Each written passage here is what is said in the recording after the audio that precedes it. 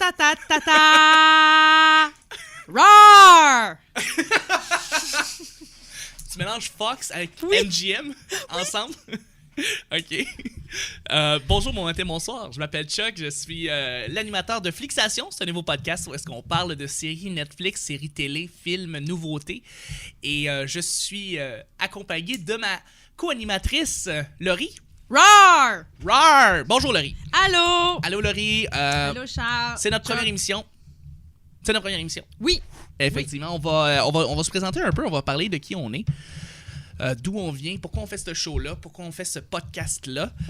Donc, Laurie, tu veux commencer? Tu peux me parler un peu de toi, d'où tu sors? Oui. Donc oui, bonjour, je me présente Laurie. Je suis maquilleuse à la télévision depuis près de 5 ans. J'ai toujours fait partie du domaine du film. Et je me souviens, jeune... Faut qu'on sache, j'ai une collection de films assez impressionnante chez moi. Oui, Je suis une collectrice de films, d'éditions spéciaux, de tout ce qui est les séries. Ah, mon Dieu, les séries. Oui, Puis, oui, c'est ça. Je pense que ça a commencé, j'étais toute petite avec mon papa. Puis on allait au club vidéo tous les mardis pour la sortie des nouveaux films. Et on se louait toutes les nouveautés. Toi, t'allais directement les mardis. Oui, on sortait le mardi parce que c'était là que les releases se faisaient. OK, c'est tellement une bonne idée que tu y aies avec la nostalgie parce que je pense que c'est vraiment comme ça qu'on peut partir l'idée de où on sort le podcast, de pourquoi on fait le podcast. Puis là, ça me fait sortir justement des souvenirs aussi de mon côté. Est-ce que tu as d'autres choses à rajouter? Quelque chose par rapport aux séries? Tu es une fan finie de films et séries télé? Oui, exactement. Puis autant que j'ai la job la plus belle au monde, que j'envie la tienne. T'envies la mienne? Oui, OK, parce que, actuellement, présentement, moi, Chuck, j'ai un emploi qui me permet de pouvoir de pouvoir superviser dans le domaine de la sécurité, mais au niveau du cinéma, au niveau des films. Donc, il y a des films qui vont sortir éventuellement au cinéma. Et puis, J'arrête pas. Excusez, c'est parce que faut que je le dise, j'ai trouvé un petit crayon, tu sais, là, que tu peux pousser la couleur de ton choix. Oui, effectivement, ça, on avait tout ça au primaire, au secondaire. Mais là, je capote ma vie parce que je peux faire toute mon annotation dans mon agenda par la couleur qui me tente. Fait que je le dépose, excusez-moi. Non, c'est pas de problème. Il y avait... tu te rappelles-tu des stylos de même qui en avait comme 854 couleurs autour? Puis là, Ouais, là, je n'ai comme juste 4, puis c'est des couleurs d'adultes, là. Mais... Ouais, bleu, vert, rouge et noir. Tu sais, c'est sérieux. Ouais. Mais comme je te dis, c'est ça, j'ai ça, je travaille en fait en sécurité dans ce domaine-là, puis je fais la surveillance pour des films qui vont sortir éventuellement, et je m'arrange pour que les gens ne piratent pas le film pendant que ce film-là, justement, va sortir ou est sur le bord de sortir 2, 3, 4 semaines avant qu'il sorte. Donc, ça me permet de voir des nouveautés vraiment à l'avance. Et moi, compte tenu que je suis un crack de film comme toi, Laurie, et crack de série télé, c'est une très, très belle job, effectivement. Donc c'est ça, moi, côté nostalgie, je pourrais dire je faisais pas le mardi, j'arrivais pas le mardi, mais ce que je faisais, c'est que le samedi, avec mon ex-beau-père, lui, il apportait son projecteur et on allait le samedi louer des cassettes. Oui. Est-ce que t'es rembobinais ou t'étais illégal puis tu payais une pièce? Attends, fallait que tu payes une pièce quand tu rembobinais. Une pièce de frais quand tu rembobinais pas ta cassette. Oh my god, non, je savais pas ça. Non. C'était Super Club Vidéotron dans le temps. Puis c'était Blockbuster. Blockbuster, ok. Je savais pas qu'il donnait des frais pour qu'on rembobinait. On devait rembobiner les cassettes. Fallait rembobiner la cassette. Non, c'est pas du tout ça. Moi, on allait chercher les nouveautés le samedi. Et compte tenu que c'était le samedi, très souvent, il n'y avait pas la copie qu'on cherchait. Ça arrive, là, tu fais oui, je veux le voir. Puis c'est écrit disponible dès mardi. Oh, non! Mais c'est juste, même avant ça, je sais pas si tu te rappelles, des fois, c'était des murs de cassettes, le même film, et il y en avait juste plus. Oui. Tu rentrais le samedi au Super Club, si t'arrivais après, mettons, je sais pas, 17h, 18h, le soir. Samedi qui pleut. Le samedi qui... Oh non, samedi qui pleut, oublie ça. Tout ce qui était moindrement nouveau, c'était parti. Il n'y en avait plus, là. Il fallait que tu tapes encore un vieux film. Ou quand c'était des classiques du cinéma, quand t'avais des films des années 80, mettons les Back to the Future étaient tout le temps pris, puis il y en avait toujours une copie. Fait que là, c'était... tu revenais à chaque semaine, t'allais voir si la copie était là, mais elle était jamais disponible. Tu finissais tout le temps par louer. Mon père louait tout le temps comme une espèce de film étranger, poche, là, où on arrivait puis il faisait comme oui, c'est un film en suédois, il y avait rien d'autre. Ah OK. OK. Mais c'est ça, on arrivait avec ces films-là et on attendait. Ça, c'est les dilemmes des années 90. Les gros dilemmes de notre jeunesse, c'était les copies de films. Oui, puis il n'y en avait pas beaucoup, puis il n'y avait pas autant de sorties DVD, sorties cassettes, pardon, dans ce temps-là. Là. Effectivement. Je me souviens que tu arrivais au club vidéo, c'est ça le mardi, puis il y avait eu 2 ou 3 films qui étaient sortis. Nouveautés. Films. Ouais. C'est ça, nouveautés. Puis t'étais prêt à regarder n'importe quoi rendu là parce que c'est ça, comme tenu qu'il y avait certains films qui mais t'essayais plus, autant que je suis allée hier au club vidéo, parce que même si, c'est ça, j'ai Netflix dans la vie, j'ai une banque de films de fous, je vais encore au club vidéo, j'aime ça y aller. Puis quand j'ai une petite soirée toute seule là, avec mon copain par la maison, là, je fais parfait, je vais aller me louer des films. Puis là, je pars comme à la bibliothèque, mais au club vidéo. Puis tu pars te louer des films. Je pars me louer des films. Toute seule, puis je peux cool. passer comme 3 heures dans le club. Là, à vraiment juste tout écouter, tout regarder, tout tourner les pochettes. Puis les jaquettes, pardon. Les jaquettes. Puis je regarde tout, puis vois-tu, hier, il y avait rien. Il y avait rien du tout. Il y a rien qui m'intéressait. Ah, OK, qui t'intéressait. Okay. Non, il y a eu plein de sorties qui se sont faites, en fait, mais il y avait comme... Rien de vraiment intéressant. Non, pas vraiment. Tout allait être disponible mardi. C'est ça, exactement. C'est très difficile... Quand justement tu regardes, tu rentres au clip vidéo puis il n'y a rien d'intéressant. Mais ça vient d'une autre. Il y avait une époque après ça. L'époque après ça, c'est que tu rentrais puis il n'y avait plus vraiment quelque chose d'intéressant. Puis bon, tu niaisais un peu dans le clip vidéo. Mais j'aime ça aussi, niaiser dans le clip vidéo. Ça prend des heures. Tu restais trop. Quand tu faisais ta première blonde, ton premier chum, tu pouvais rester des heures à faire le tour du clip vidéo, trouver le film parfait. Oui. Puis c'était difficile, puis c'était long. Tu finissais avec les Gremlins. Tu faisais avec les Gremlins, effectivement. Tout le temps. Tout le temps. Les Gremlins. C'est la première cassette que je me suis achetée. Les Gremlins? Les Gremlins, oui. Et c'est encore une des seules VHS que j'ai gardées. Garde ça. T'as-tu encore des VHS? Malheureusement, non. Non. Des bêtas? Pas des bêtas. C'est ma mère, en fait, qui a encore tous nos vieux films de Disney. Elle les a gardés, je sais pas pour quelle raison, mais c'est elle qui les a. Moi, j'ai une bêta, qui est Clockwork Orange, qui était un cadeau de départ d'un de mes employeurs. OK. Qui était le meilleur cadeau de la Terre. Ben, vraiment, tu donnes un film de Kubrick aussi fort. En bêta. En bêta? Wow. C'est comme mon précieux, ce film-là. Ben oui, tu gardes ça dans une boîte. Il est à côté de mon coffret Titanic. Oh! Avec Léo. En 2 cassettes, puis ça pète pendant l'iceberg, en tout cas. C'est drôle parce que je me rappelle avoir vu le début avec ma mère dans le temps, le film Face Off, le film... ouais. Oui! Face Off avec John Travolta et Nicolas Cage. Et avant ce film-là, dans la cassette, t'avais, faut dire, une bande-annonce de 5 minutes, mais ça devait quand même plus être une vidéo promotionnelle pour le film Titanic qui allait sortir éventuellement. C'était ridiculement long. Il disait à quel point ça allait être comme le film de tous les films, tout ça. Et comme après ça, comme de fait, le film est sorti. Ce fut le film de tous les films. Ce fut le grand film Titanic. Oh mon Dieu, sans contredit. Donc, je pense que c'est ça. On vient tous les deux d'un background de cinéma, de séries télé, du monde de Netflix. Ben là, présentement, c'est ça. On est dans une ère où est-ce que Netflix est omniprésent parmi nous. Il nous entoure, il nous suit. Je veux dire, on a Netflix partout. Nos téléphones, nos séries télé sont... on peut carrément avoir ça dans notre micro-ondes, puis notre toaster, puis notre... ça s'en vient. Ça s'en vient, Netflix s'en va sur... Fait que pour vous mettre un peu en contexte, on va vraiment, c'est sûr, mettre un emphase sur ce qui est nouveau ou ce qui va jouer à Netflix. Évidemment, ce qui est au cinéma. Et je vous avoue, un peu moins à la télé, on va essayer de le couvrir, mais comme ni Chuck ni moi avons le câble... Oui, effectivement. C'est sûr que ça se peut qu'on soit pas 100% à jour là-dessus. On fait partie d'une génération qui, malheureusement, n'a pas suivi pour ce qui est des services de télé traditionnels avec des récepteurs. Malheureusement, on est un peu le cauchemar des compagnies des diffuseurs. Des diffuseurs et des télévisions de... des communications. Chaînes de télévision. Mais les compagnies de télécommunications, en fait, je parlais. Okay. On est un peu leur problème présentement. Là. On est dans cette ère-là où est-ce que justement on a coupé le câble, mais on l'a jamais coupé parce qu'on l'a jamais eu. On a juste grandi avec nos parents qui l'avaient, puis après ça, on est allé dans nos appartements respectifs et on n'a juste jamais demandé ce service-là. Fait qu'on a Netflix à la place, on a Internet et on y vit comme pas mal que par ça. Oui, ça, et justement, un aller-retour au club vidéo une fois de temps en temps. Oui. Sinon, c'est du cinéma et Netflix. Voilà, exactement. Pour moi, je regarde beaucoup en ligne, on remarque les web-séries. Puis, on va acheter des films aussi. Je veux dire, on s'en va dans les magasins. On s'en va chez Archambault, chez HMV. On va là, dans ces magasins-là, acheter des films qu'on aime beaucoup puis qu'on sait qu'on veut garder pour la vie. Donc, mais je ne suis pas abonné à Canal Vie. Non, c'est ça. On n'est pas abonné à Canal Vie ni le Learning Channel. TLC. Non, effectivement. No scrubs. God is getting... Et voilà. Donc, voilà. Mais, parlant de télé, justement, par contre, Ben, il y a eu le gala artiste qui s'est passé. Effectivement, là, on juste rentrer dans le volet actualité. Laurie, tu vas nous parler un petit peu, c'est ça, du gala artiste. Oui, ben en fait, je vais faire un mini retour sur le gala artiste. Je l'ai donc écouté comme vraiment en retard. Vas-y fort, oui. Mais je vais juste faire un petit qui a gagné quoi. Donc, pour les personnalités féminines de l'année, ce fut Guylaine Tremblay. Claude Legault pour la personnalité masculine. L'animatrice d'émission de jeu, j'étais vraiment contente, c'est Guy Jodoin. Ah oui. Il était quand même contre Alexandre Barrette, un autre de mes préférés. Là. Donc, Qui fait 47. Taxi Paye. C'est le Yann Englund de V. C'est le Yann Englund de V, effectivement. Et oui. Yann Englund. Nous avons Dave Morissette. Téléroman québécois, il y avait...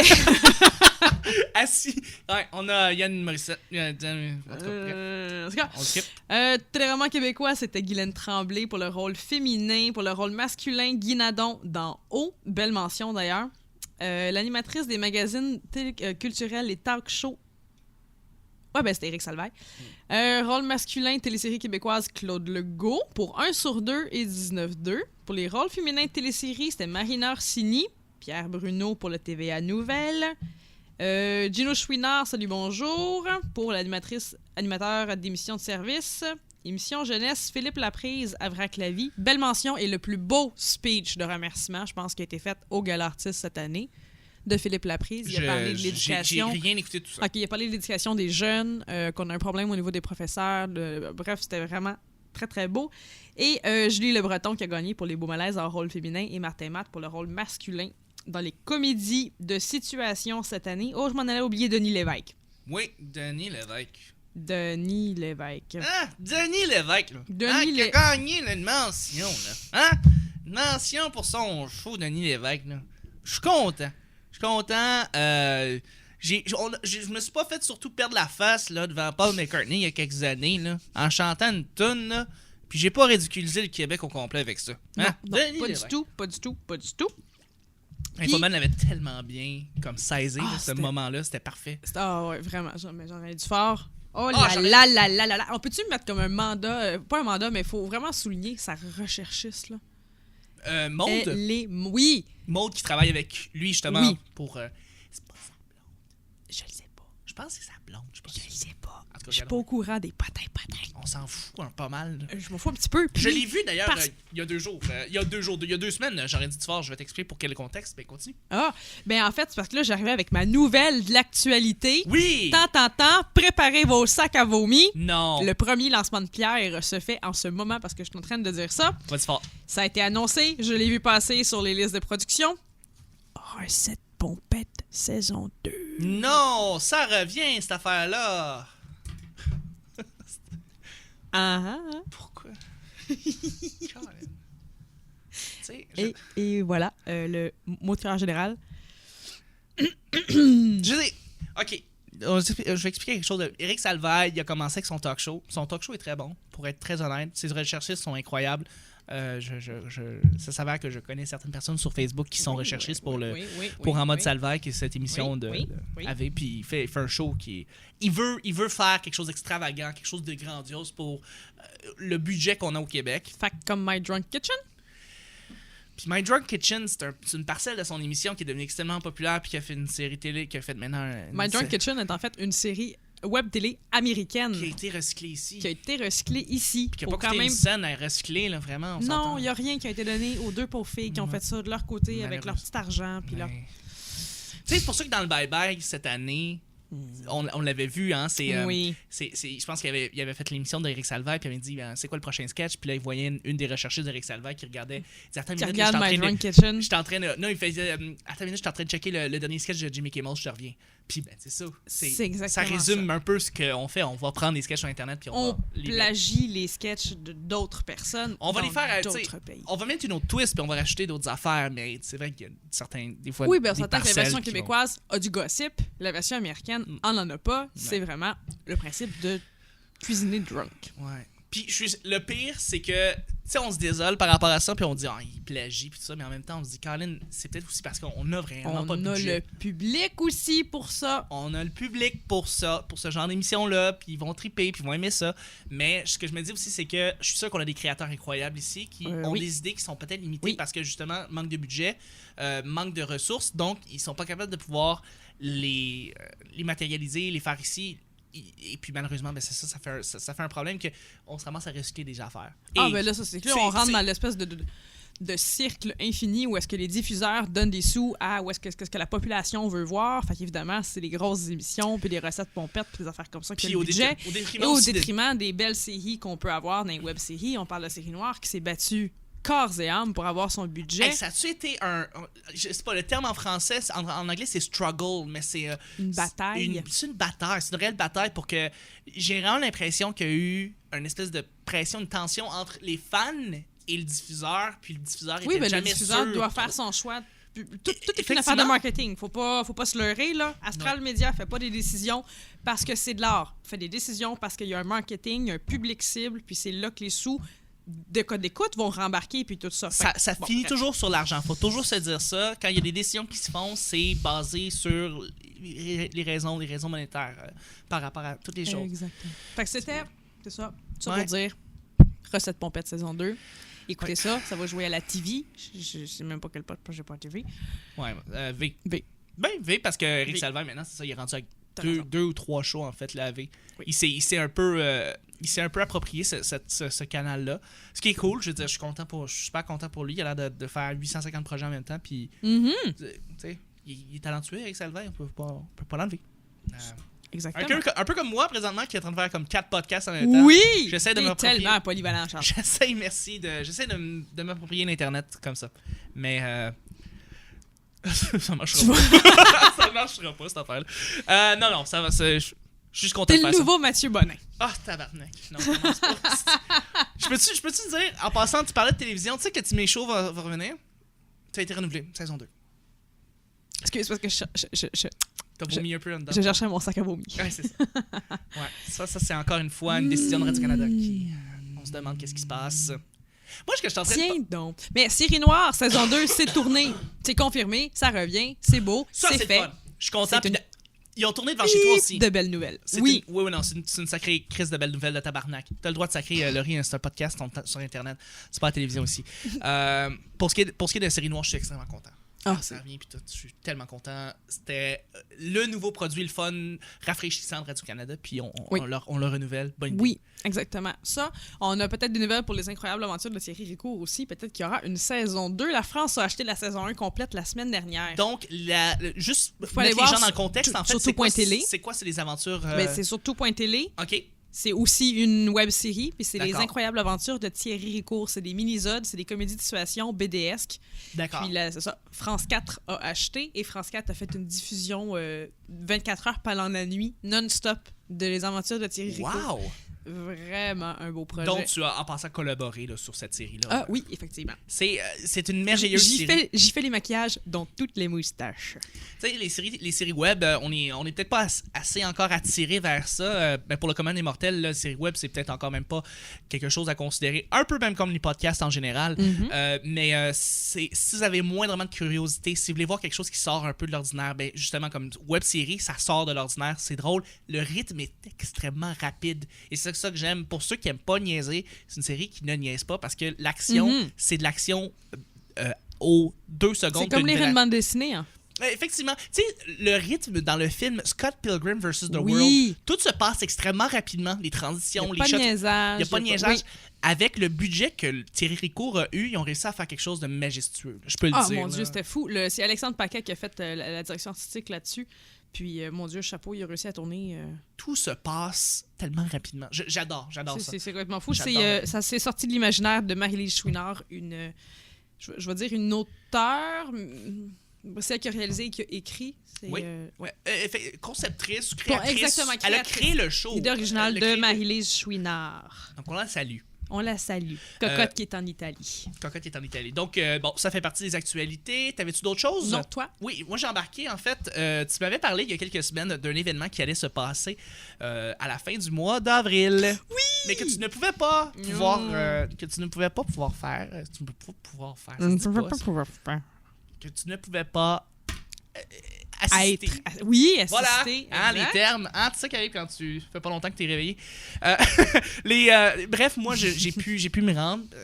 Et ça s'appelle le Ultimate Movie Marathon. Marvel Ultimate Movie Marathon. Jalousie.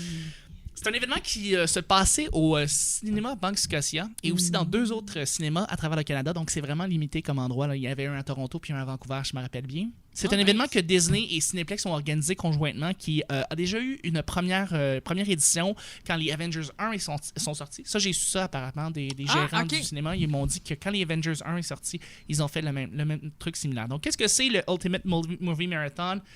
C'est une compilation de tous les films de Marvel, de super-héros, depuis Iron Man 1 qui vont jouer au cinéma, donc un après l'autre, back-à-back, donc avec une intermission de peut-être 30 minutes entre chacun de ces films-là. Et t'en as pas mal de ces films-là. Et ce film, justement, cette suite de films-là mène finalement à la sortie du film Avengers 2 qui est sorti, ça fait vraiment pas longtemps. C'est sorti jeudi. Jeudi la semaine dernière. Donc, je vais vous faire derrière la critique, mais parlant de l'événement lui-même, c'était une compilation de 11 films de Marvel. Donc, Iron Man 1, 2, 3, Thor 1 et 2, Captain America 1 et 2, The Incredible Hulk, The Avengers 1, Guardians of the Galaxy. Très cool d'avoir mis ce film-là. Et Avengers 2 finalement. Donc 11 films en tout, un marathon de 28 heures. C'est immense. Il n'y a rien à dire là-dessus. C'est immense. Il fallait que tu apportes ton oreiller, tes couvertes. Parce que tu allais rester dans un cinéma pendant plus d'une journée. Comme littéralement plus d'une journée. C'est 28 heures. Donc, j'ai adoré l'expérience. C'est bizarre un peu parce que c'est ça, le monde apporte leur glacière, le monde apporte leur lit carrément, tu sais, leur oreiller, leur pyjama, tout le monde est en pantoufles parce que à 4h du matin, t'étais au cinéma Banque Scotia. T'étais écœuré d'avoir tes bottes des pieds, là. Au centre-ville, exactement. Tu vas pas... Faut que tu sois confortable. Et tu dors pendant les films qui sont moins intéressants, mettons. Est-ce du monde qui ronflait? Moi. Non, j'ai pas peur de... Je peux pas le cacher, tu sais, je ronflais un petit peu. Je me suis endormi pendant certains films. Je me suis endormi pendant, par exemple, Captain America 1, que j'ai pas beaucoup aimé. Et... c'est quoi l'autre film que Thor 2, que j'ai pas aussi beaucoup aimé, vraiment. Des films un petit peu moins forts que je me suis permis de pouvoir m'endormir pendant ce temps-là. C'est un événement vraiment unique qui... j'ai tellement aimé ça. Les gens qui étaient là, on était environ 75. Puis ça, c'est vraiment cool, ça. Parce qu'on avait de l'espace dans la salle. On pouvait prendre notre place, on pouvait prendre 4 sièges, puis justement s'allonger, puis s'endormir si on voulait. Donc ça, c'était vraiment cool. Je suis venu avec une amie. On a tripé comme des petits fous. Dans le fond, je pense qu'on a regardé les films qu'on voulait regarder. Pour les films qu'on voulait pas regarder, c'est des explosions après des explosions. C'est 11 heures de film. Donc, ça, je l'avais pas appris. Mais ça, je m'en rappelle. Ça, dorénavant, je vais le prendre pour compte. Apporter des bouchons pour les oreilles. Parce que ça peut littéralement te rendre fou, ces explosions-là, à force de juste en écouter pendant comme 28 heures de temps. Puis tu faisais comment pour te nourrir? Ben ça, c'est très facile, en fait. C'est que, compte tenu que le cinéma Banque Scotia est placé au-dessus de restaurant, tu pouvais aller chercher... Ah, il te laissait sortir et rentrer, là. Ah, absolument. Tu pouvais aller sortir fumer, puis tout. Puis tu pouvais te promener à 4h du matin sur Sainte-Catherine. Moi, j'étais en pyjama à 6h le matin sur Sainte-Catherine. Je trouvais ça vraiment cool. Tout le monde est en habit très sérieux parce que, tu sais, où est-ce qu'on est situé, le cinéma Banque Scotia? Il y a beaucoup d'entreprises, beaucoup de grands édifices. Bureaux, là, ben oui. Ouais, des grands bureaux. Fait que tout le monde était habillé en avocat puis en président de compagnie. Puis moi, j'étais en pyjama puis en pantoufles en train de me promener sur Sainte-Catherine. C'était génial. À la recherche d'un café et d'un bagel. Ah, j'étais vraiment, vraiment bien. C'est cool aussi, ce qu'ils ont fait, c'est qu'ils ont laissé les magasins, pas de magasins, mais les concessions. Oui. C'est ça. Les places à popcorn, tout ça, ils ont laissé ça ouvert toute la journée, toute la nuit. OK, fait qu'il y avait tout le temps quelqu'un pour te servir de l'eau. C'était full staff. Okay. Donc, il y avait des employés qui étaient là toute la nuit pour nous servir du popcorn si on en voulait. Très drôle, d'ailleurs, je m'en suis même pas pris une fois de tout. Ah ouais? Non, c'est ça, j'ai comme... D'ailleurs, c'est ça le truc, en fait, pour le marathon, c'est que tu apportes pas de trucs trop lourds parce que je te jure, tu décides de manger au début des trucs vraiment, vraiment lourds, c'est que ça va te tomber sur le cœur après 3 films. Tu vas vouloir t'endormir tout de suite. Fait apporte des crudités, apporte des noix, apporte des trucs qui sont santé quand même pour que tu puisses quand même survivre là-dedans. Parce que c'est vraiment long, 28 heures. Faut que tu sois préparé. Oui, non, c'est clair. Fait que tout ça pour dire, j'ai adoré l'expérience, je recommencerais ça n'importe quand. Je veux dire, à la fin, j'étais mort. Je voulais me coucher comme c'est la première chose que je voulais faire, c'est la seule affaire que je voulais faire. Mais s'ils refont ça, par exemple, en décembre prochain pour la sortie de Star Wars épisode 7 et ils décident de faire... Je suis tellement là. Épisode 1, 2, 3, 4, 5, 6 et le 7e, je suis là. J'imagine que l'événement commencerait peut-être, je sais pas, à 3 h le matin. Et ça mènerait jusqu'en soirée. Le lendemain. Le soir même, ou tu sais... Peut-être, ouais. Bref, j'ai adoré, je le recommande. Si j'avais une chose à recommander, c'est ça. Si Cinéplex m'écoute présentement, faites en sorte faites en sorte que ça soit pas plein tout le temps, la salle. Si vous voulez refaire cet événement-là, puis ça gagne en popularité, gardez des sièges libres parce que les gens, ils ont besoin de s'allonger, ils ont besoin d'espace. C'est 28 heures, c'est long. Là. Il faut pas qu'on soit tassé dans ces endroits-là. Non, effectivement. Mais faites-en plus souvent, on aime vraiment ça. Oui, faites-en plus souvent. Les billets étaient 50 $, taxes, frais, tout inclus. Fait que t'as 5 films que tu payes, puis 6 films gratuits. Et dans le fond, quand tu y penses, c'est ça, exactement. Ouais. Fait que, 11 films, oui. C'est ça, 11 films, 5 films que tu payes, puis c'est un 6 de plus. C'est supplémentaire. C'est un bon deal, c'est un bon bargain. C'est un très, très, très bon deal. C'est un très bon bargain, puis j'ai beaucoup aimé la touche d'avoir rajouté juste avant Avengers 2, Guardians of the Galaxy, qui est tellement génial comme film. Peut-être qu'au prochain marathon, ils vont mettre le Galaxy 2. Peut-être. Avant le Avenger 3, parce qu'on se leurra pas, il y en a un, c'est sûr. Non, Avengers 3 est déjà annoncé. Je veux dire, Disney avait déjà préparé leur, comment ils disent, leur ligne de temps avec toutes les sorties de films. Puis on l'a vu, là, je veux dire, Avengers 3 et Guardians of the Galaxy 2 sortent. C'est impératif. Et puis Captain America Civil War qui va sortir. Iron Man 4 qui est annoncé. Ah non, il y a plein d'affaires qui sont annoncées. Là. Mais c'est parce qu'ils ont une ligne de temps qui s'en va jusqu'en 2022. Là. Oh non, c'est ça. Fait qu'ils sont vraiment préparés. Là. Ils savent que ça fait de l'argent. Là. Disney. Sûr. Ils ne sont pas dupes. Alors, s'il vous plaît, faites ça pour Star Wars. C'était le tour de l'actualité. On y va avec les critiques? Les critiques. Écoute, on peut y aller vraiment avec des critiques pas trop longues parce que non, exact. On a déjà enregistré une demi-heure à date. Ça va super bien. Ça va très bien. Donc, Laurie, qu'est-ce que tu es allé voir? Moi, en fait, je n'ai pas été au cinéma récemment. Par contre, j'ai Netflixé à fond. Et j'ai sorti, en fait, la nouvelle série Daredevil de Netflix, qui est sortie le mois passé, le 10 avril, exactement. Et donc, oui, Daredevil, j'y donne 5 sur 5 étoiles Netflix et un 7.5 sur 10. Non, un 7.7 sur 10. Tu sais, comme tant qu'à vraiment être précise, là. Oui, c'est fort. 7.7 sur 10 dans... 77%. 77%, exactement. Il a été quand même coté 85% sur Rotten Tomatoes. C'est pas rien, c'est très bon. C'est vraiment un très bon pour une série très bon score. Oui. Ce qui est très bon, en fait, mon copain voici, lui, il l'aurait coté à comme 92%, mais parce que je suis une fille, je t'avoue qu'à un moment donné, je me lasse des bagarres. Je trouve ça redondant, mais je suis d'accord que pour les fans, c'est excellent, puis c'est ça que vous recherchez, puis c'est ça que vous allez retrouver. Je trouve ça en passant très intéressant que tu donnes ta critique de Daredevil, juste si je peux me permettre, parce que j'en ai entendu beaucoup de critiques, mais c'était tout fait par des gars. Fait que d'avoir ton point de vue féminin, je trouve ça cool.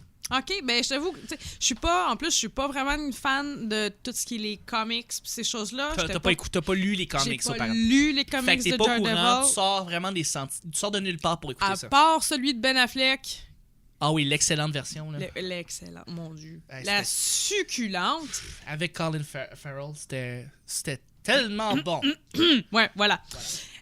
Non, c'est ça. Donc, bref, je vais vous passer vite quand même sur l'histoire. Là, on parle, c'est l'histoire de Daredevil. C'est un avocat, en fait, qui commence sa carrière. Il vient de partir d'un gros bureau, un gros cabinet d'avocats pour partir à son compte avec son acolyte. Puis, la nuit, ben, il combat. Puis, il est vraiment beaucoup dans le... on assiste beaucoup à la dualité de son esprit, où est-ce qu'il se dit « je fais le bien par le mal ».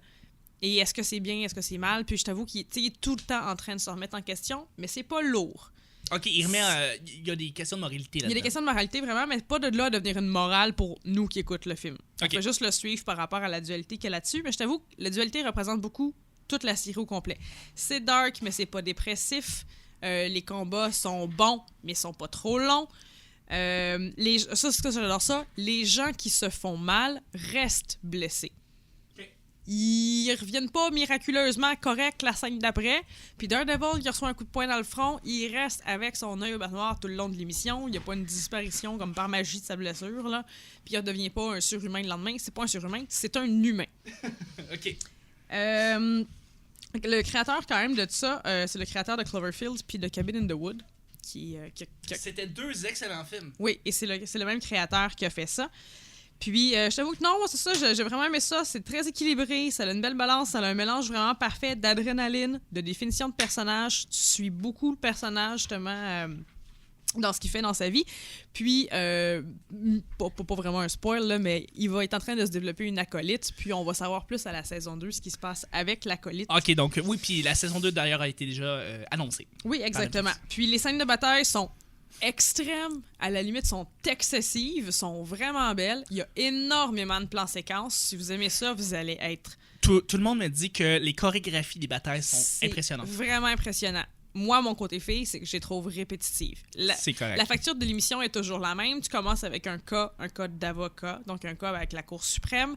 On voit un peu... Puis, une cause, là. Oui, il y a une cause. Et comme, mettons, un CSI ou peu importe, chaque épisode est un cas différent, puis il y a une espèce de combat la nuit, dans le fond, contre une mafia chinoise. En fait, une mafia russe au début, mafia chinoise par la suite. Et c'est vraiment toujours comme ça. On voit la cause, on voit qui se bat, il gagne ou il gagne pas, puis il recommence le lendemain matin avec son rôle d'avocat. Fait que c'est répétitif dans la facture, mais l'histoire va bien, elle évolue bien, puis elle laisse une belle haleine, tu sais, elle nous laisse en haleine quand même un peu. Là. OK, donc ça nous laisse un peu sur notre appétit, mais c'est pas agressant comme Walking Dead des fois. Non, pas du tout. Il n'y a pas de gros thriller qui finit plus comme ça. Voilà. C'est des bons punchs de gars. Okay. Ça va au fait direct. C'est pas justement une série pour filles. On nous amène pas, on nous build up pas. C'est des faits.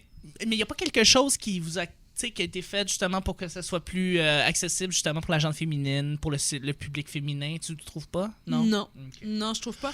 J'ai entendu dire que dans la saison 2, il y aurait une histoire d'amour un peu plus développée. Okay. Puis bon, ils ont essayé de faire un peu plus à la sauce Arrow dans la saison 2. Que je n'ai pas vu encore d'ailleurs. Tout le monde m'a dit que c'est très bon. Mais mon copain aime beaucoup, mais moi, j'ai pas vu encore. Mais... Petit point, j'ai entendu qu'on humanise beaucoup Daredevil dans cette série-là. Oui, c'est ça. Il y a énormément d'emphase sur le personnage, sur ce qu'il est, son entité, l'humain en lui. Ça doit être intéressant justement parce que ça doit être plus accessible pour le public en soi, d'humaniser justement autant le personnage. Tu sais, tu me dis que ça a été fait par les créateurs de Cloverfield et de Cabin in the Woods. Et ce que j'ai remarqué de ces deux films-là, c'est... Drew Goddard, il fait des films qui sont quand même... je dirais pas terre à terre, parce que Cloverfield est immense, c'est un film à grand déploiement, mais ça reste des films qui... montre une perspective très humaine de ce qui se passe autour de soi. Oui, Cabin in the Woods, il allait pas avec les tambours, les trompettes, il allait comme vraiment avec la perspective de chacun des personnages, puis ça devient complètement incompréhensible. Ça devient pas incompréhensible, mais ça devient tellement absurde à la fin. Mais il y a une espèce d'humour très...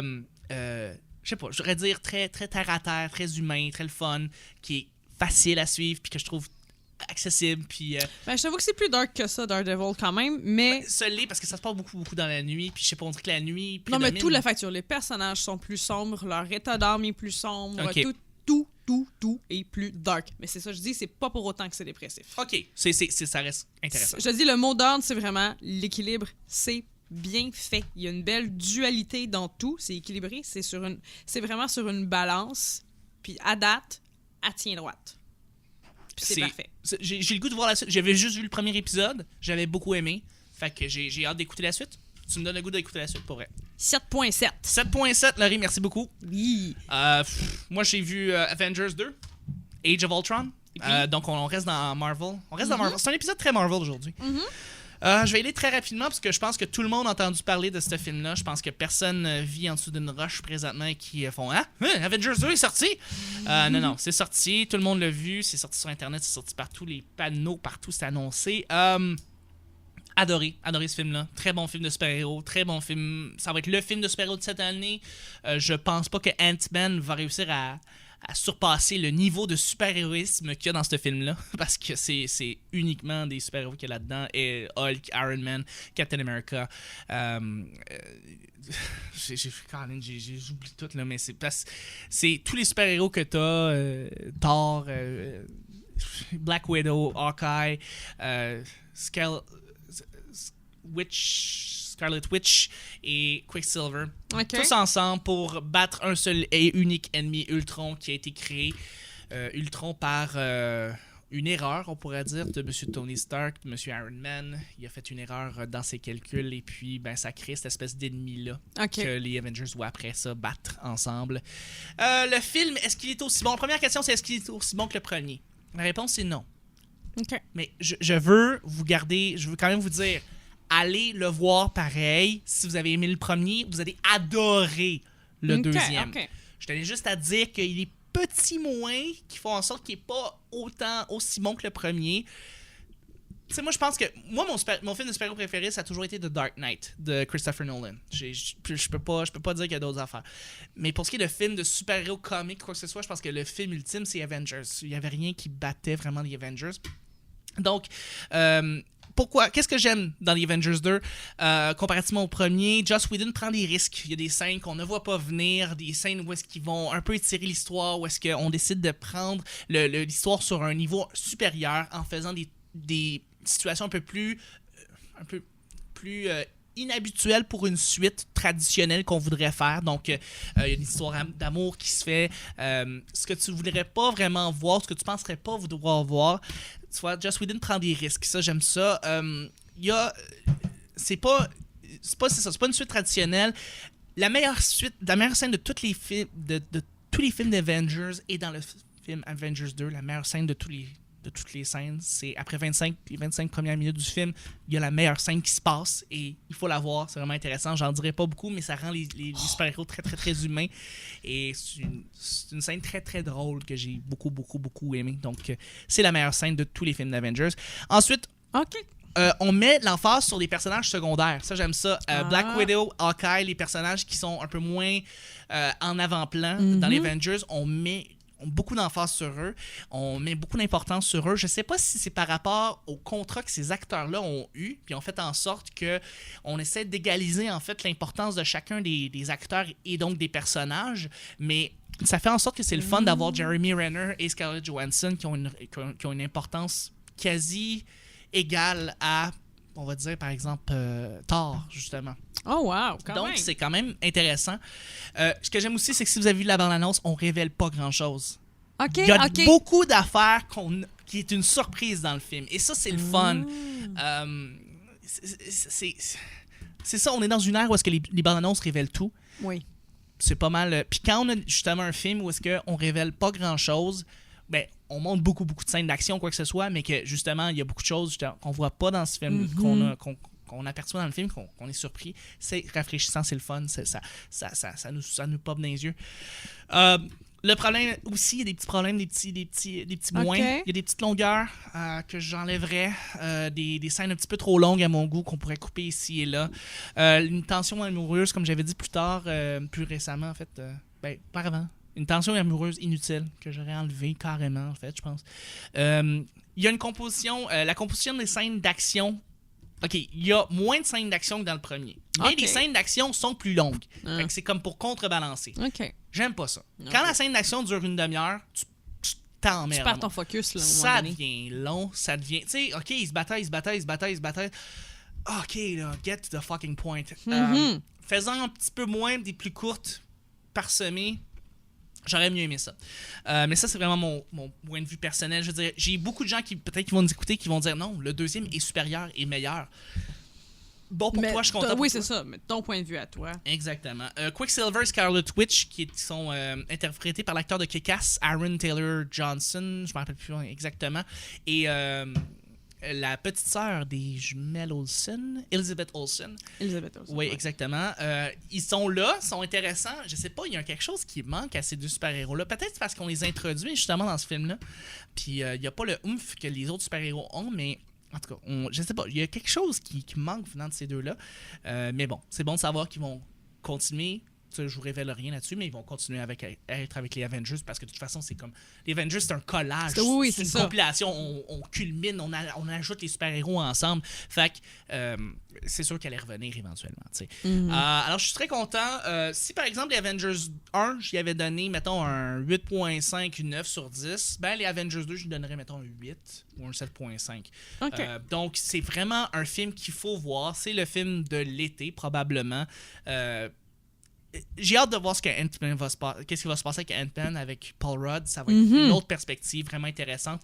Je pense que de tous les films de cette année, ça va être Star Wars, sans contredit. Effectivement. Mais Avengers 2 va être dans votre top 5 pas mal assurément. OK. Ouais. OK. Effectivement. Donc voilà, c'était nos critiques de films.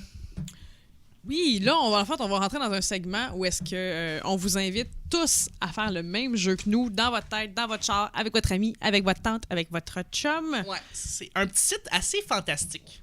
Comment il s'appelle ce site-là, Laurie? Flickchart. Flickchart. Ce site-là est génial parce que ce site-là, je le connais depuis quelques années, puis je te l'ai fait découvrir il y a quelques années. Et c'est vraiment intéressant parce que ça nous permet de voir nos goûts personnels par rapport au monde du cinéma.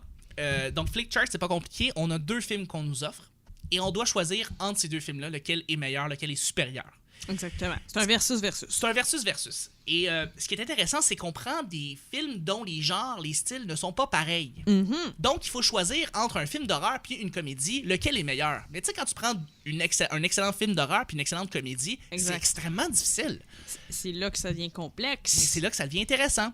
Oui. Alors, justement, on va vous donner un exemple. Justement, on va commencer. On a justement le premier choix sur le site de Flickchart. Et donc, je vous invite à aller vérifier sur ce site-là. Vous allez pouvoir vous amuser. Si vous aimez les films, vous allez adorer ça. Donc, ma chère Laurie, on va commencer. Le premier film, Les 101 Dalmatiens, la version cartoon de 1961. OK, c'est bien spécifié. Donc, un excellent film contre 28 Days Later. Mais non, mais... 28 Days Later, qui est excellent, ben, de Danny Boyle. Mais je vais y aller avec 28 Days Later parce que moi, mon film, c'était La Petite Sirène puis Le Roi Lion. Les Dalmatiens ne faisaient pas partie de mon top 3 des Disney. Mais c'est 101 Dalmatiens. Oui, non. Ça enlève pas tout ce qui est, mais c'est 28 Days Later. Moi, je te le jure, quand on a parti cette page-là, j'étais vraiment... j'étais dubitatif, je savais pas quoi choisir. Lequel que t'amènerais sur une île déserte? C'est un Dalmatien, je peux pas l'écouter en boucle. 28 Days Later, je peux le réécouter, puis le réécouter, puis le réécouter. Je sais pas si je mettons... C'est ça. Pour s'aider en passant les auditeurs, on se donne toujours l'exemple si on allait sur une île déserte puis qu'on avait à choisir entre ces 2 films-là. Oui. Ben, ça donne... Parce qu'évidemment, tu t'en vas sur une île déserte avec ton lecteur Blu-ray puis ta TV. Oui, mais un film. Un film. C'est ça. T'amènes ta TV 4K, T'avais ta ton télé lecteur Blu-ray, ton PlayStation 4. toutes tes manettes, tes extensions, tous tes fils, je veux dire, ton Google Chrome. Ton Google Chrome t'apporte... Puis un DVD. Puis un DVD. Je vais dire comme toi, The 28 Days Later, parce que c'est un des meilleurs films que j'ai vu, juste point final. J'ai tellement aimé ce film-là. Je veux dire, en termes d'horreur, mais c'est pas juste ça, c'est en termes de film. J'ai beaucoup aimé ce que Danny Boyle a fait. Il y a une double utilité. Tu peux le regarder et l'écouter. Parce que la trame sonore de ce film-là est vraiment, vraiment bonne. Parce que ma chanson préférée de toutes les chansons est là-dedans, la tune de Brian Eno, An Ending Ascent, qui est une chanson instrumentale. Il n'y a même pas de tune, il n'y a même pas de paroles ou quoi que ce soit, mais là-dedans, elle joue là-dedans. Donc voilà, ok, on a choisi tous les 2 28 Days Later. Oui. Donc là, ça va être... C'est drôle aussi avec Shark, c'est des fois, tu as des films qui sont un peu plus évidents à choisir entre 2 styles. Donc, Role Models, le film de 2008 avec Paul Rudd et... comment il s'appelle le gars? Stifler dans American Pie, là. Ah, ben oui. Oui. Ou Hook de 1991 avec Robin Williams, Capitaine Crochet. Oh mon Dieu, je suis en dilemme, je ne le sais pas. Role Model. Role Model. Non, ok, Capitaine Crochet, je pense que c'est assez évident. Je ne veux pas grandir, je ne veux pas être un garçon. Ok, attention, intéressant ici. Ace Ventura, Quand la nature appelle, When Nature Calls. Qui est le premier. Le premier, avec Jim Carrey. Ou de La Samouraï avec Tom Cruise. Ace Ventura pour moi. Ace Ventura? Oui. Tu vois? Oui. Moi, j'ai écouté, je pense, j'ai écouté Ace Ventura seulement en petite partie, mais j'ai tellement écouté plein de fois que j'ai jamais comme vu pleinement le film. Il te manque une milliseconde quelque part, mais dans ta tête, il était complet. Il Là. était complet. Oui. Je vais prendre la samouraï, moi. D'accord. Je sais pas Bon, pourquoi. on ira sur l'île déserte de l'autre, puis on regardera l'autre. Tu sais, c'est pas le pire film de Tom Cruise, La Samouraï. C'est correct. Ça, c'est le dernier samouraï, là. C'est pas le pire film qu'il a C'est quoi, fait. c'est en 2008, ça? 2008, ouais. Quand même. C'était correct comme film, mais j'ai pas aimé assez Ace Ventura. C'est un Ok. classique de la comédie. Il y a beaucoup de gens qui disent que c'est un genre cult classic. Oui, Carrément. moi, il fait partie de mes classiques, comme les Ouais, National c'est- Lampoon, c'est comme... ça. oui. Tu sais, moi, c'est Wayne's World, un cult classic. Ah, aussi. Wayne's World, ça, c'est tellement bon. Ah, ça, Dude, c'était Where's My Car? Dude, Where's My Car? Ben, on fait partie de notre génération. Je veux dire, s'il y avait des gens qui avaient comme 35 ans ou 40 ans, eux, ça serait comme des classiques style Animal House, mettons National Lampoons, Oui, ou Christmas Vacation avec Chevy Chase. Monty Python's The Holy Oui. Grail. Ah, Life of Brian. Oui. Oui, effectivement. OK, un autre intéressant ici, un film de, comment il s'appelle, John Hughes, Mhm. Breakfast Club. Ah oui, oui, oui. C'est John Hughes. John right? Hughes. OK, 1985. Ou Braveheart, 1995, avec Mel Gibson. J'ai pas vu Braveheart. T'as pas vu Braveheart? Non. Je Je veux suis une blonde exécrable. Pas une blonde Mon exécrable. chum, c'est son film préféré. T'as jamais vu Braveheart pour lui? Non. Oh my Mais fucking j'y god. fais subir Bridget Jones 3 fois par année. Ça, je le sais. Ça, j'avoue que c'est Je assez sais, c'est exécrable. vraiment très exécrable. Genre, non, j'ai pas d'excuses. T'as pas À vu chaque Die fois, Hard? je le mets, parce que là, on va vous mettre en contexte, parce que vous allez m'entendre souvent le dire. Oui. J'ai une pile de to watch. J'ai une pile de films à voir. films à voir. Puis je le mets tout le temps dans pile. C'est comme In Time est tout le temps dans pile. Faut moi pourquoi, elle est tout le temps là. Avec Justin Timberlake. Ouais, In Time est tout le temps là, puis on l'écoute tout le temps, puis on adore ça. Mais, mais autant que Clockwork Orange est tout le temps là aussi. Tu sais, Ouais, ouais, on effectivement. s'entend que je suis très. Fait que tu mets des films que tu veux revoir dans ta liste de films à voir. Oui, exactement. C'est la liste des films que je veux voir bientôt, que je fais « Oh, ça va me tenter cette semaine! Ah, ok. Fait Là, que je le mets là. Tu remets certains films, ça te tente de revoir. » Mais Braveheart, il est tout le temps dans pile. Je pense que ça fait 4 ans qu'on a parti la pile. Puis à chaque fois qu'il arrive sur le top, on fait « Non, ça me tente pas aujourd'hui. Écoute, Je file pas pour ça. écoute, je vais t'avouer que je l'ai pas vu aussi, Braveheart. Tous les deux, on parle de films, on peut faire un podcast sur les films, tabarnak. On a même pas vu Braveheart. Peux-tu croire? Puis le pire là-dedans, c'est qu'il a comme gagné tous les Oscars à cette année-là. Oui, Y compris, je pense, sais. meilleur film. Y compris meilleur film pour Mel Gibson. Il a gagné meilleur film. Je crois Brave. que oui. Est-ce que c'est un cas IMDb, ma chère Laurie? C'est un cas IMDB. Donc, on va aller vérifier tout de suite pour voir si c'était, dans le fond, ça a gagné tous les Oscars, Braveheart, avec Mel Gibson. Mel Gibson, d'ailleurs. Tu vois, un autre film de Mel Gibson... Oscar du meilleur film, Oscar du meilleur réalisateur, Oscar de la meilleure photographie, C'est- Oscar des meilleurs maquillages et coiffures. Et voilà, c'était ça. Tu sais quoi, on va y aller avec ton chum, on va regarder Braveheart, on va Ouais. s'asseoir pendant 3 heures, regarder Oui. cette affaire-là, Oui. puis on va dire, on l'a vu, Braveheart. Ouais, puis il va être content. OK. Donc, on va quand même garder Breakfast Club, Oui. mais on va aller avec Counting Tiger, Hidden Dragon, Tigre et Oh. Dragon, le film... Tigre et Dragon pour moi. Tigre et Dragon? J'ai vraiment aimé ça. C'était le premier film, en fait, de ce genre-là que j'ai vu. Mais c'est le premier film aussi que j'ai vu de ce genre-là, donc film d'arts martiaux Oui. asiatiques comme ce style-là. Je dois t'avouer par contre que je l'ai revu récemment, il a mal vieilli. Ah, j'avoue, Donc- je l'ai pas vu. J'ai encore mon souvenir du cinéma de quand je l'ai vu. Si tu prenais la chance de peut-être le revoir, peut-être que ta perception changerait. Fait que c'est pour ça, moi, je vais dire Breakfast Club, parce que c'est un classique qui d'après moi, ne changera pas, ne vieillira pas. Oui, on va en prendre un dernier, justement, effectivement. Donc, ta minute... c'est bon, ça va être bon comme choix ici. Assez intéressant. Mais toi, c'est sûr que tu vas le choisir, mais moi, je suis vraiment tourmenté. Talladega Nights, The Ballad of Ricky Bobby, un film avec Will Ferrell sur le NASCAR. Oh mon Dieu. Toi, c'est sûr que tu le prends pas. Contre American Gangster, avec... Il n'y a pas de challenge pour toi. Moi, il y en a Non. un. Je suis pas une fan de Will Ferrell. Non, je sais, c'est ça. C'est pour ça que tu l'aimes pas. Je comprends ceux qui l'aiment, mais je ne suis vraiment pas une fan. C'est correct. Je veux dire, moi, Will Ferrell, Il y en a que c'est... l'air de SNL, c'était ça. Autant qu'il y en a que Ben Stiller sont pas capables. Puis c'est des love-hate. Tu vois, regarde, il n'y a pas de challenge pour toi, fait que j'ai le goût d'en prendre un autre. Mais, tu sais, je vais prendre... Mais c'est American Gangster en même temps. American Gangster était vraiment bon. Oui. Avec Russell Crowe puis Denzel Washington. Oui, C'était oui. vraiment bon. C'est comme... C'est rentré... On l'a vu au cinéma. On a dit ça allait devenir un classique des gangsters qui vont rejoindre les films de, par exemple, de Scorsese. Là. Oui. Ah non, non. Aucun doute là-dessus. Là. Pas du tout. C'était excellent, puis je vois pas pourquoi t'hésites là-dessus. Okay, je vais prendre American Gangster aussi, mais pour moi, le choix est beaucoup plus difficile que le tien. Choix. Ouais, effectivement. D'ailleurs, ce qui est le fun de Flickchart, si vous prenez la peine d'y aller, c'est qu'ils prennent des affiches de films qui viennent aussi de d'autres pays. Fait que des fois, tu vois l'écriture d'American Gangster en chinois ou en mandarin. Oui. Ou c'est très intéressant. On va le faire. Donc, c'est www.flickchart, flickchart.com. Exactement. Un petit dernier, The Departed contre iRobot. The Departed. The Departed. Ouais. iRobot était bon. Oui, Je oui, peux non, pas dire tout à que j'ai pas fait. aimé. Ouais, effectivement. Donc, voilà, c'est ce qui est de notre petite parcelle de jeu. Merci beaucoup, Laurie, pour avoir participé, même si t'es ma co-animatrice. Pourquoi je te remercie, je sais pas. En tout cas, bref. Bref. On est rendu au bout où est-ce qu'on parle des... petite parcelle où est-ce que je parle de Taste of Cinema. Parle-en, en fait, parce que tu m'y introduis, moi aussi. D'accord, je vous introduis à Taste of Cinema. Taste of Cinema, en fait, est un site web aussi, comme Flickchart, qui parle de cinéma, mais d'une autre manière. Ils font des tops. Ils font des top 10, top 25, top 30 de films dans leur propre genre, catégorie, époque, année, tout ça. Okay. Donc, aujourd'hui, en fait, je te fais un résumé rapide d'un petit top 25, mais on va le faire de manière rapide là, parce qu'on n'a pas beaucoup de temps. Top 25, tu as le droit de choisir entre un top 25 des meilleurs films du 21e siècle, du 21e siècle, donc ça veut dire depuis les 15 dernières années, ou un top 25 des meilleurs films biographiques. Le top 25, l'autre d'avant, des deux films des années...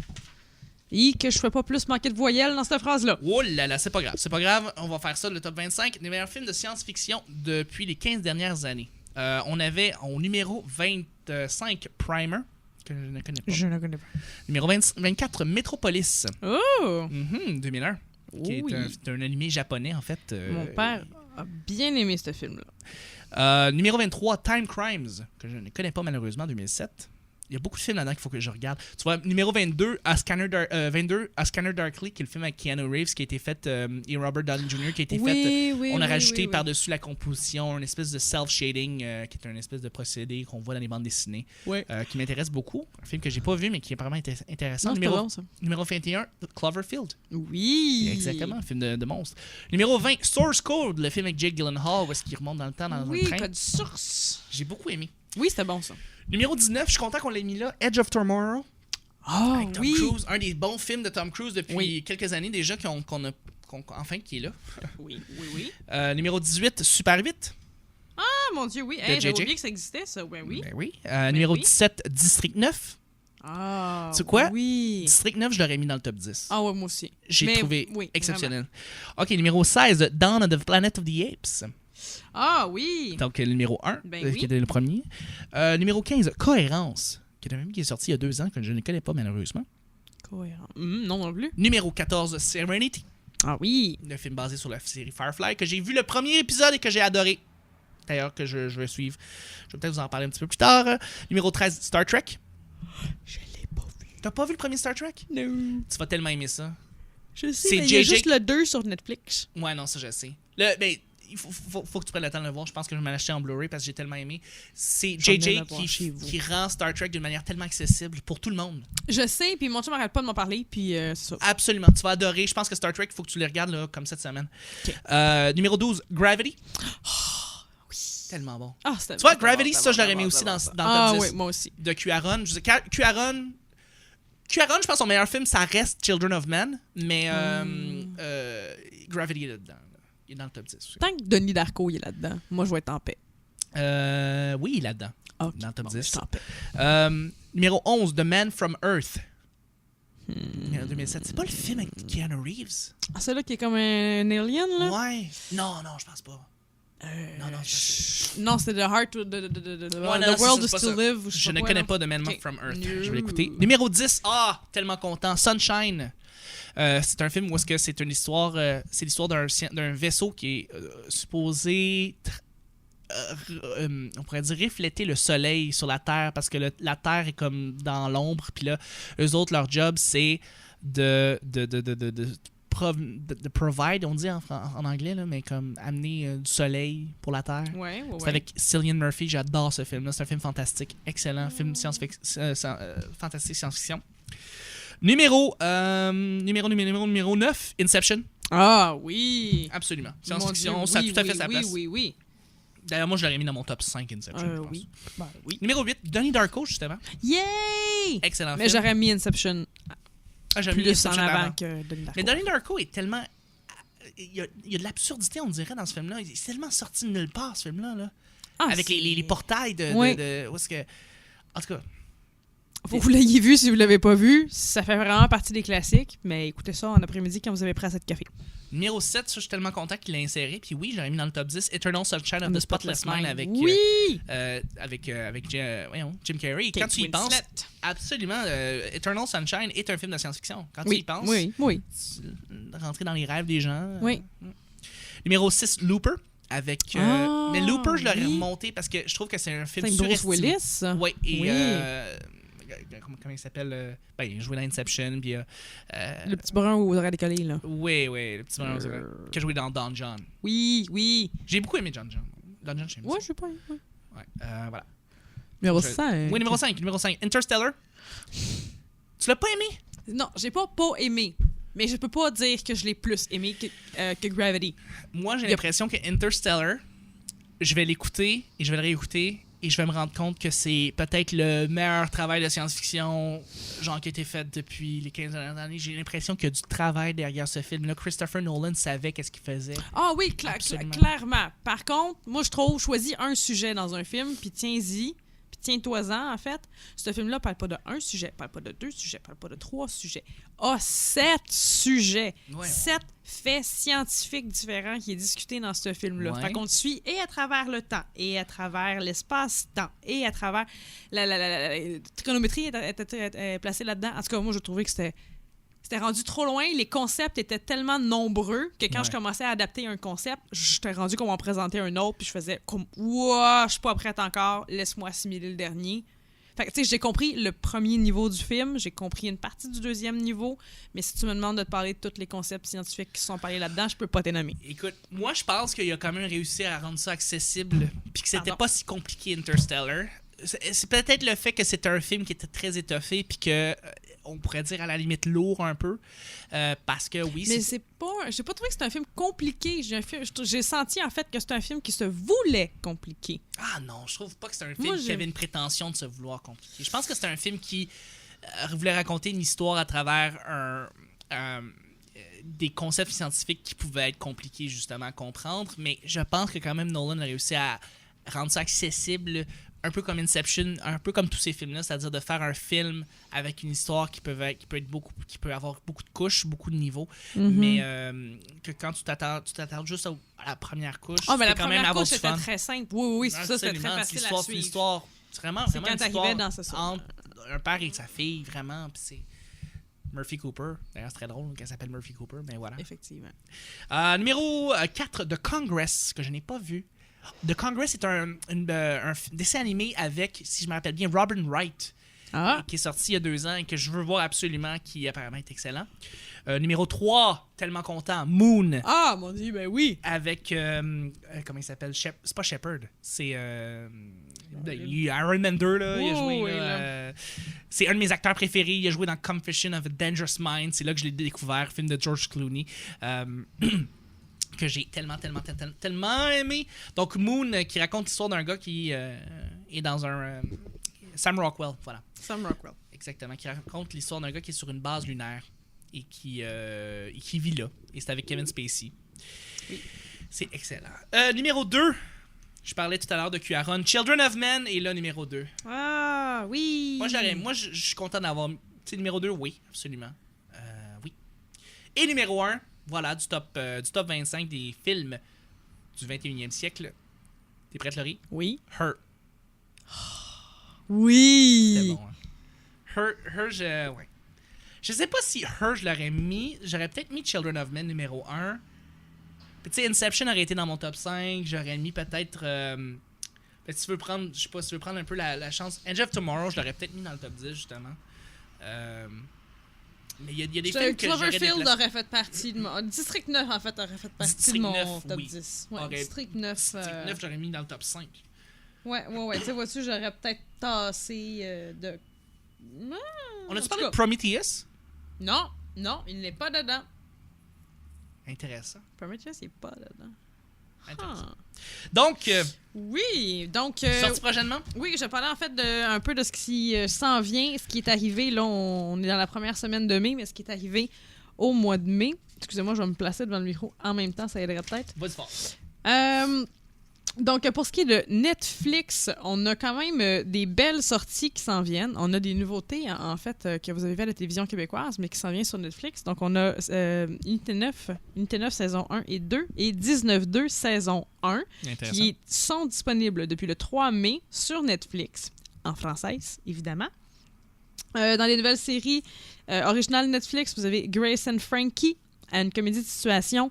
En fait, je veux dire une comédie dramatique de situation parce qu'elle est quand même assez longue et lourde à débarquer, mais quand tu arrives dans un moment comique, il est hilarant. C'est avec qui, ça? C'est avec Jane Fonda, Lily Tomlin, Martin Sheen et Sam Waterston. Martin Sheen, je l'adore. Moi avec. Et c'est l'histoire de deux femmes ennemies jurées qui peuvent pas se sentir depuis leur tout jeune âge. Ouais. Ils sont dans la fin soixantaine à peu près. Je peux pas vous le dire avec Jane Fonda et son expression faciale, quel âge qu'elle incarne, là. On sait jamais à quel âge elle. Mais je crois que, bon, des 70 ans à peu près. Et elles apprennent que leurs maris respectifs, dans le fond, s'aiment depuis le début des temps. Et ils quittent leur femme pour se marier depuis que le mariage gay est illégal. Oui, exactement. Alors, c'est l'histoire de Jane Fonda et Lily Tomlin qui sont donc forcées de déménager ensemble pour subvenir à leurs propres besoins vu que leurs deux maris les ont quittés. Ça doit être drôle. Et à 70 ans, tu recommences ta vie carrément. Wow! Et c'est vraiment... J'ai le goût d'écouter ça. Ça sort donc le 8 mai, exactement. J'ai vu le premier épisode, le pilote en avant-première, et c'était excellent. J'attends de voir les autres, mais comme je vous dis, c'est long à démarrer. Cherchez pas la comédie tout de suite. Elle n'est pas là au début. Okay. Elle va s'en venir. Est-ce que c'est un peu comme justement avec la comédie Orange is the New Black? Je pense que oui, c'est ça. Parce qu'il y a des moments très très sombres qui peuvent être longs. Puis quand il y a de la comédie, il y a de la comédie. Oui, je pense que ça s'en vient vraiment là-dessus. Deuxième série qui va sortir, qui n'est pas une originale par contre, qui est Between, qui va être un drame. Un drame sci-fi, qui est l'histoire d'une ville en quarantaine après qu'un virus ait tué toute la population en haut de 21 ans. Donc, OK. Exactement, c'est un épisode par semaine comme The 100. Avec Children of Men, où est-ce que les gens pouvaient plus concevoir d'enfants, les femmes pouvaient... Donc, ça élimine une partie de la population très rapidement. Oui, exactement, mais là, ce virus-là a l'air d'avoir vraiment anéanti toute la population en haut de 21 ans. En fait, tu mourrais si tu avais en haut de 21 ans par ce virus-là. Parfait. Voilà, donc les nouveautés films, je t'avoue, on a un petit comeback des années 80, fin 80, début 90 qui se font sur Netflix avec Lac Placide. Oh my God! Yeah! C'est avec Bill Pullman, lui? Oui! Bill Pullman ou Bill Paxton? Oh, je sais pas. Lac Placide, my God, je me rappelle. Lac Placide qui s'en vient. Selon quand est-ce que vous allez écouter l'épisode, mais bref, au mois de mai, il va être là. The Beach avec Leonardo DiCaprio. Là, on parle de plus fin 90, mais quand même. Nous avons Kung Pao qui s'en vient. Parce que ce film-là, ça a l'air qu'il fallait que ça continue d'exister. My God, il était partout, ce film-là, je pense, il y a quelques années. C'est vraiment débile, je l'ai vu passer. Et Footloose aussi qui s'en vient. Ouais. Il y en avait plus que ça, mais là, ceux-là m'ont vraiment marqué tantôt. J'étais comme, ouh, les années 80 reviennent. Voilà. Voilà ce qui s'en vient pour Netflix.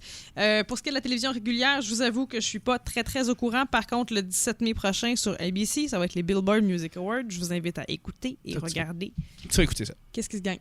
Oui. Ça va être Justin Bieber qui va tout gagner. Clairement. Excellent. Merci, Laurie. Plaisir. On continue ici avec les sorties pour le cinéma. Je pourrais vous dire, en fait, moi, j'ai sorti cinéma qui vont sortir dans le prochain mois de mai, parce que le podcast, en fait, va couvrir tout le mois de mai. Oui. Je vous fais... je vais vous le faire sous top 3 des films qu'il faut voir. Un top 3 commercial et un top 3 un petit peu plus indépendant. Je vais commencer avec le top 3 commercial, des sorties qui vont sortir, des sorties de films qui vont arriver super. On va avoir Tomorrowland qui vont sortir vers la fin mai avec George Clooney. Oui. Ça pourrait être intéressant, fantastique, c'est Disney. Oui. C'est basé sur C'est avec Hugh Laurie. C'est avec Hugh Laurie. Tu sais, quand House est dans ton film, c'est le fun. Ça va être bon. Hey, on peut pas se plaindre quand il y a House qui va être là. Pitch Perfect 2 qui va sortir. Ça, c'est mon numéro 2. Oui. Ça, c'est un petit peu plus film de filles, mais je dois t'avouer que pour un film de filles, ça s'écoute tabarnakement bien pour un gars. Beaucoup aimé ça. Très drôle, le fun. Avec Anna Kendrick qui est absolument magnifique. Numéro 1, mon numéro 1, je pense que la grosse sortie de mai, ça va être Mad Max. Oui. Qui va sortir et qui, dans le fond, je sais pas si ça se veut comme une suite ou un remake ou un remaster ou un whatever. Non, je pense que c'est le 2. crois vraiment Mad avoir- Max 2, en fait, est déjà sorti. Non, en fait, Non? je pense que Mad Max est, dans le fond, une suite Ok, dans l'âme de Sauf ce que dans que le titre, les films de j'avais Mel vu. Gibson étaient. Je sais pas. Je pourrais pas te dire, mais j'ai hâte de le voir. J'ai vraiment hâte de le voir. Je pense que ça va faire aussi une réintroduction. Je le sais pas. Mad Ah, Max Fury Road. Il va faire, dans le fond, une suite. Et ça, c'est sûr que je veux le voir. Juste en voyant les images, ça a l'air juste magnifique. C'est un film, dans le fond, d'images. Il y a des films d'images, en 300.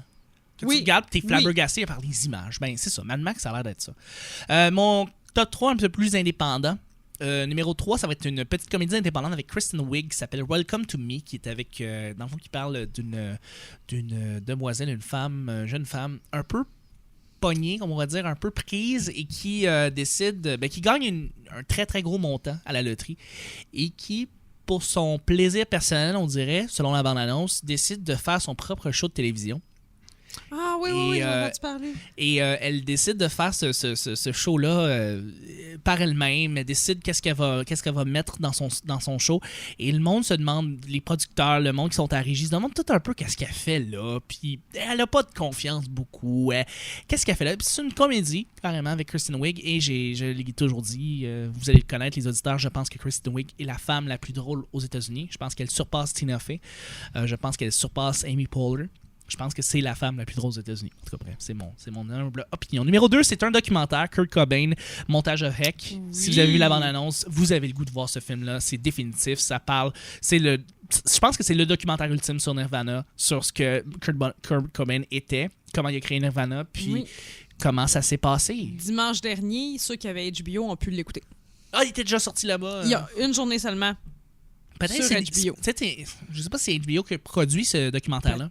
Peut-être. Mais ça va sortir ça va sortir sous peu au mois de mai et c'est sûr que je vais l'écouter. Oui. Je vais aller le voir au cinéma, c'est définitif. Et numéro 1, c'est un film qui va sortir en début mai, le 8 mai. Ex Machina. Ex Machina, effectivement.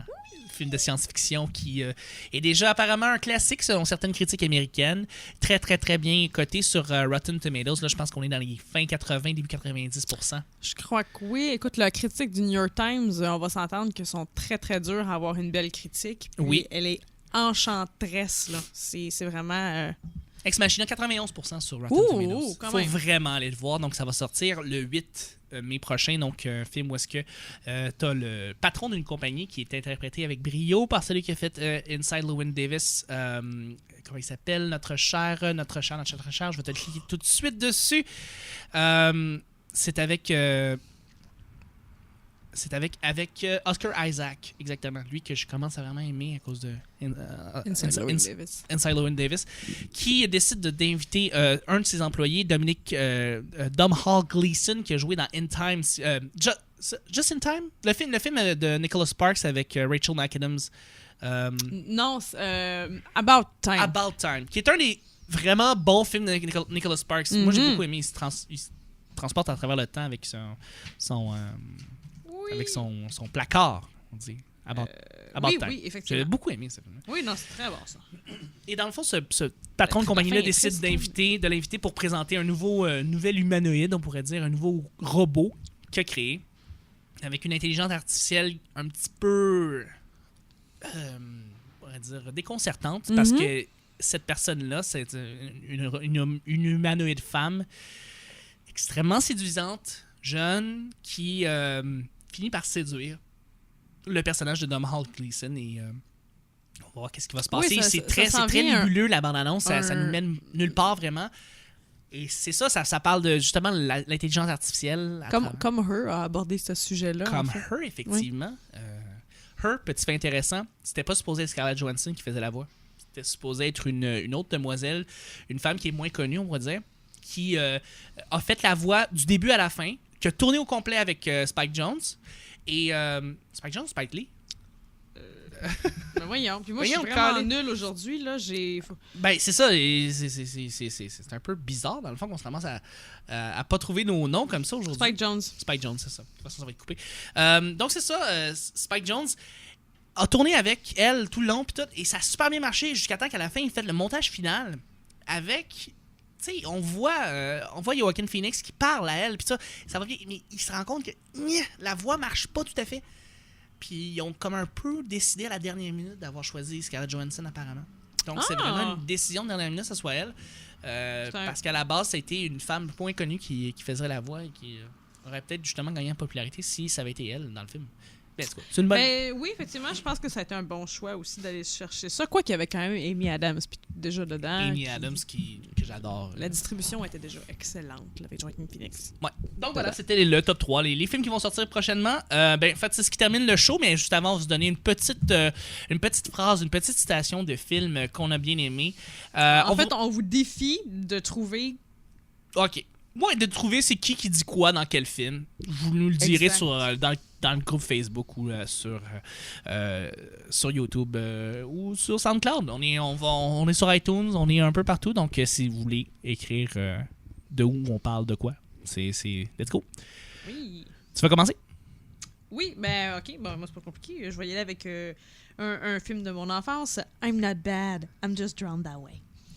Excellent. C'est ce que j'avais à dire. Puis moi, je vais y aller avec quelque chose d'encore vraiment, vraiment plus facile pour vous. Mais là, c'est full facile, ce que j'ai dit. Non, mais le mien va être, je pense, encore plus facile. Là, je suis en train d'essayer de la trouver. Là, j'ai comme perdu de l'ush. Parce que pendant ce temps-là, je vais en profiter pour plugger nos Twitter et nos Instagram. Vas-y fort. Vous pouvez me suivre sur Instagram, Laurie Frigon Mua, petite barre en bas, Mua Makeup Artist. Oui. J'ai aussi Twitter, c'est Laurie Frigon Twitter ou... Allez, donner du love. C'est pas super compliqué. Sinon, sur Facebook, vous avez ma page, Laurie Frigon Maquilleuse Artistique. Et vous avez Flickchart sur Facebook, sur Google+, sur Twitter, éventuellement. Et Flickchart ou Fixation? Fixation? Oui. J'ai dit Flickchart? Oui, t'as dit Flickchart. Mon Dieu, parce que je l'ai dans le front à cause que je l'ai écrit pour tantôt. Non. La Fixation, c'est ça, on est partout, Colin. Partout. Ah oui. Faut nous écouter... Effectivement. Partout. Le mien, en fait, Chuck TL, mon Twitter personnel. Et puis sur Facebook aussi, Charles Chuck Thompson. Essayez de me trouver, dans le fond. Ouais, non, c'est... me trouver, sinon, vous pouvez aller voir ces autres podcasts avec les autres podcasts du Petit Bonheur. Oui, mais c'est ça. Je fais aussi un autre podcast qui s'appelle Le Petit Bonheur. Et puis, je suis aussi en collaboration avec Robot Sucré. Je travaille avec une Chakazi et je fais d'autres affaires un peu partout. Mais bon, principalement, allez sur mon Twitter. C'est vraiment plus là que vous allez trouver tout ce qui se passe à propos de moi. Moi, ma phrase, avant de quitter, My mama always said life was like a box of chocolate. You never know what you're gonna get. Très facile. Vraiment facile à trouver. Effectivement, elle est vraiment pas compliquée. Sur ça, on vous salue, on vous souhaite une belle journée, une belle soirée, et puis on vous dit à la prochaine! À la prochaine!